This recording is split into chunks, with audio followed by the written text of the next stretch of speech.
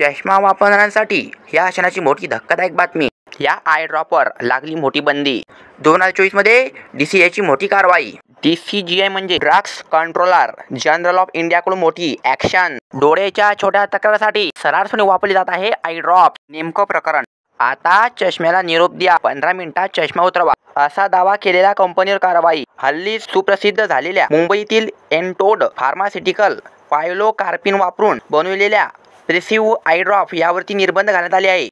हे औषध डोळ्यांच्या बाहुली म्हणजेच बुबुळ यांचा आकार कमी करून प्रेसबायोपिया म्हणजेच दूरदृष्टी दोषावर उपचार करते.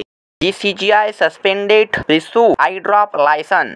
आता प्रश्न असा उपस्थित होतो, एवढा मोठा निर्णय काय घेण्यात आला? तर ऐका, DCGIने सांगितले की ज्या औषध उत्पादनासाठी कंपनी दावा केला आहे त्यासाठी त्यांनी केंद्रीय परवाना प्राधिकरणाकडून आवश्यक मान्यता घेतली नाही. अशा प्रकारे नवीन औषधे आणि क्लिनिकल चाचणी नियम 2019 च्या तरतुदींचे उल्लंघन केले आहे.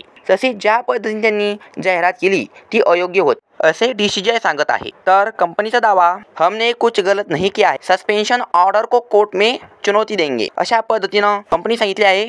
आता या सर्व परिस्थितीत आपली भूमिका काय याविषयी डॉक्टर काय म्हणत आहे ते पहा. डॉक्टर रश्मीन पटेल, कभी भी डॉक्टर की सलाह और प्रिस्क्रिप्शन के बगैर सीधे मेडिकल स्टोर से आई ड्रॉप खरीद कर आंखों में न डालें. याचे परिणाम काय होतील ते पहा.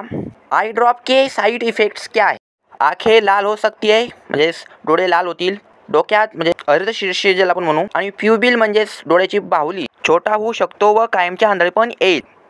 मग यावरून आपण असा निष्कर्ष काढू शकतो की डॉक्टरांच्या परवानगीशिवाय कोणत्याही प्रकारचे आय ड्रॉप्स घेऊ नये. आजच्या आपल्या व्हिडिओमध्ये आपण DCGIचं काय मत आहे, कंपनी दावा काय आहे, नेमकं प्रकरण काय हे सगळं समजून घेतलं.